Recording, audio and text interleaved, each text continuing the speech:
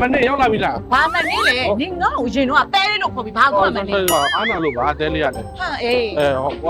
ဘဲလာလဲမနေ့က ဟမ်ဟဲ့တော့ပြန်ဘဲလာ လဲလို့ဘဲ ဘဲ လာ လာလေဆိုနင်းပဲပန်းဆွေတော့မှနင်းနဲ့ပြန်တွဲချင်ကျွေးဆို ဆော့တဲလေးကိုတွေ့တော့ရုပ်တရက်သတိရသွားတယ် ပလေဘာလိန်ထားမှလည်းမသိဘူးတော့ချစ်ဒီမှာပြန်နေ အဲ့ဒီစားနေပြီ ဝင်ဟာပြောချင်ဟဲ့ထိုင်လေဘာလုပ်ရအိတ်ကြီးကလည်းတွဲလွယ်နေဘာလို့ဖို့လဲကြည့် တဲလေးကိုတစ်ခါထည့်သွားမလို့လေ ဟာလားဆိုလိုက်ပြန်မယ် စားယူမှထည့်ပဲအခုမထည့်သေးဘူးထိုင်နိုင်အောင်မယ်နော်ဟာတဲလေးဘာမှထားရလဲ ဒီမှာ1989ခုနှစ်ကနေစပြီးတော့2026ထိအရသာမပြောင်းလဲပဲနဲ့ပန်းဆွေတော်ရဲ့အရသာဘဝခရီးလမ်းလေးမှာအခုဆိုရင်36နှစ်ရှိနေပြီနေငါနဲ့ပန်းဆွေတော်မှာပထမဦးဆုံးဒိတ်ခဲ့တဲ့အမှတ်ကြလေးကိုမမမိဘူးလား မမီရလေအဲ့တော့ချက်ကင်နေစားလေ အေးဒီမှာရီးစားအောင်ဆိုတာကြောက်စရာမဟုတ်ပါဘူးဓာသွားထက်ကပြားရည်စကလေးချိုးနေရတယ် ဟိုဒါနဲ့တဲလေးကဘာလို့ခုမှခိုးစီပြန်လာကြရတာလဲနှစ်တွေတော့ကြာပြီမမေ့သေးဘူးလား ဟဲ့မမေ့တာမဟုတ်ဘူးငါပတ်တွဲတာတယောက်နဲ့မှအစင်မပြေလို့နောက်ဆုံးကြတဲ့နေ့ရှိပဲပြန်ရောက်လာတာ တဲလေးမတည်သေးဘူးထင်တယ်ခုချိန်မှာကိုကဘူဖေးဘရင်ဖြစ်နေပြီ ဟာဟဲ့နေ့မြန်မာတနိုင်ငံလုံးရဲ့ဘူဘေးဘီရင်ဖြစ်တယ်ဖြစ်ပါစေငါတက်ကတော့ဘေဘီလေးပါ ဟောစားလို့ရပြီလားစားတော့မယ်ဟာဒါပန်းဆွဲတော်ရဲ့ signature ချက်ကင်ပဲအရင်လိုကောင်းလုံးပဲတဲလေးနဲ့ကြွားပါဗျာ ပါလဲဟာဒါလည်းအရင်တိုင်းပါပဲ ကောင်းတယ်လို့အရင်တိုင်းပဲကောင်းလုံးပဲ ဒါလေးကဝက်လက်ပေါင်းလေးဒါလေးအောင် ဒါတဲလေးရကြိုက်တဲ့ငါဟိုပါလေငါမုံနေလေ ရင်တော့အချိန်တွေမမီနေမချက်မကမရဆရာလေး တဲလေးရတာထားသွားတာကိုကအမြဲတမ်းတတိယနေတော့ပဲ ဟုတ်လားတတိသားရနော်အစားတော့ကည ကောင်းလိုက်တာဒီစားဟာတော့တတိရတယ် ဟာရေးစားဟောကဒီမှာဘေးမှာထိုင်တယ်လေဘေးရေးသားဟောကိုတတိရတယ် ဟိုတဲလေးကိုတတိရတယ်လို့အရင်ချိန်နေကို နော်အချိုးကမပြင်ကျင်သေးဘူးစားဒီကဖြန်တွဲရဘူးဒီကလေမမြင်မြဟွာလေးကငါးတန်မရပါပြီးလေဒီကပဇွန်တုတ်ခင်းဆိုရင်လည်းလက်ဆန်းနေရပဲပြီးချက်ခင်နဲ့မုတ်တီနဲ့လည်းရတယ်တင်မော်တီတောင်ဒါလေးကဝက်နံရိုးမြစ်ချိုးဒါလေးကကြက်ကချင်လေး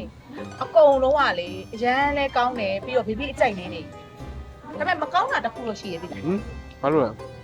ဘာလို့လဲဆိုတော့အရင်တော့ကနေနဲ့ငါနဲ့ပန်းဆယ်တော်မှာလာစားတော့ကလေနင်ငါ့ကိုစားပါအောင်လားဆိုပြီးတော့မခေါ်လို့နေနဲ့ငါနဲ့ပြတ်သွားတာအခုဒုတိယတစ်ခေါက်ပြန်တွဲမယ်ဆိုပြီးလောက်တော့လေနင်ငါ့ကိုခုတည်းစားပါအောင်မခေါ်ဘူး တော် တော့ တော်ရဲ့မေ့သွားလို့ပါအရင်ကောင်းတော့နည်းနည်းလေးတတိလက်လွတ်ဖြစ်သွား sorry ပါလားခွန့်ကျွေးမယ်စားပါဦးကျွန်တော်နည်းနည်းလေးကောင်းတယ်ဒါရီကဆက်လက်ရွက် ဟာနော်လာရပြန်လာ ဟိုအတိရွက်စားအသားကြီးလောက်အောင်လို့ပါ အဖားလည်းကဲအောင်ပါ အသားကဖို့အတွက်လေ ငါလေဒီနဲ့ဝေးသွားပြီးနောက်ပိုင်းနေရလေငါနေကိုအိမ်မက်တွေလည်းမက်တယ်နေရော ဘာမင်းလိုက်တာတော့ ငါအိမ်မက်တွေမက်တယ်နင်ငါ့ကိုအိမ်မက်မက်လား အိမ်မဆိုးအိမ်မက်တာလား အိမ်မက်ဆိုရင်မဟုတ်ဘူးငါ့ကိုမက်တာလား မတတိယတိုင်းအိမ်မက်တယ်တကယ် ပြီး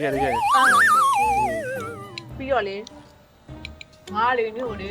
တတိယတိုင်းဒီဆိုင်ကိုလေအမြဲတမ်းလာဖြစ်တယ်တယောက်တည်းတော့မဟုတ်ဘူးပေါ့ဟဲတခြားကောင်လေးတွေလည်းလာတာပေါ့နော်ဘာဖြစ်နေနေရမှာအစားထိုးခဲ့တာပါ မရဘူးမလား မမြဲပါဘူးငါလေမမြဲဘူးပြီးတော့ငါလေမြို့ရင်းမှာရှိနေဆိုမြတ်နေလည်းငါ့ကိုလွမ်းနေမယ်လို့ငါထင်တာပဲ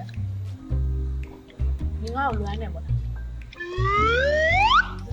နေငါ့ကိုလွမ်းမှာပါလွမ်းနေမို့လားနေငါ့ကိုလွမ်းနေမလား လွမ်းလို့လာတွေ့တာလေ အေး လွမ်းလို့လာတွေ့တာတရားတယ်အော်ရဲဒီတိုင်းပဲတော့အားပြေတော့ပဲ ဘေဘီကိုဘာဖြစ်လို့ပြန်ရွေးချယ်ရလဲဆိုလို့ရှိရင်လေအဲ့လိုမျိုးဘေဘီကဘာမုတ်လေးကျွေးလိုက်လို့ရှိရင်တခုမှဘာမှမပြောဘူးကြံတဲ့လူဆိုရင်လေအမလေးပြန်ပြောရတာနဲ့မကောင်းပါဘူးဘေဘီကအကောင်းဆုံးဘေဘီကတော့ဘွားမှာလေတကယ်ချစ်ရဆုံးလို့ပြောရမှာဘေဘီနဲ့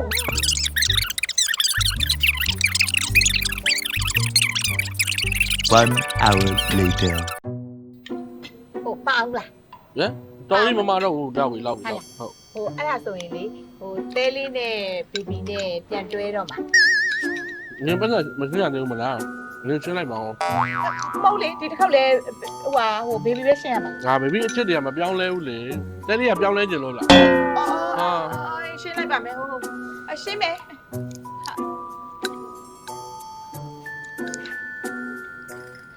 อืม ဟုတ်ပါလေမအားနေပါနဲ့တော့ဒီမှာအရေးကြီးဘူးလို့ကျေးဇူးတင်ပါတယ်ရှင်းလိုက်ပြီဟိုပါလေတွဲမှာ ဟိုတခြားအလေးနဲ့ထားပြီးစဉ်းစားနေတယ်ဒီလိုကိစ္စမျိုးဆိုတာလေလမ်းလွဲလို့မကောင်းဘူးလေ တော့ အိမ်ကမိမနဲ့တခြားတိုင်ပင်ပြီးတက်ပြောမယ်လေနော်အဲ့ဆွေတော်ရဲ့နှစ်ပေါင်း30တိုင်မပြောင်းလဲတဲ့အရာကတော့ customer ပေါ်ပေးတဲ့စေတနာနဲ့လက်ရပဲဗျာကျွန်တော်တော့ဟိုမနေ့ပြောလိုက်အောင်ကျွန်တော်အိမ်မှာမိမနဲ့သွားပြီးတိုင်ပင်လိုက်အောင်မယ်ပြတ်တွဲမတွဲကိစ္စကိုလေ အေးနေတဲလေးတောင်ခေါ်ပါဦးလေတွေ့မယ်နင်တွေ့မယ်ဒင်းတွေ့မယ်နှစ်ကာလများစွာအတွေ့အကြုံနဲ့ပေါင်းဆက်ထားတဲ့ဒီလိုအရသာတွေကိုမြည်စမ်းကြည့်နေတယ်ဆိုရင်တော့ပန်းဆွေတော်ရဲ့အနည်းဆုံးစိုင်ခွဲတန်းကိုလာရောက်ဖို့အတွက်ဖိတ်ခေါ်အပ်ပါတယ်ရှင်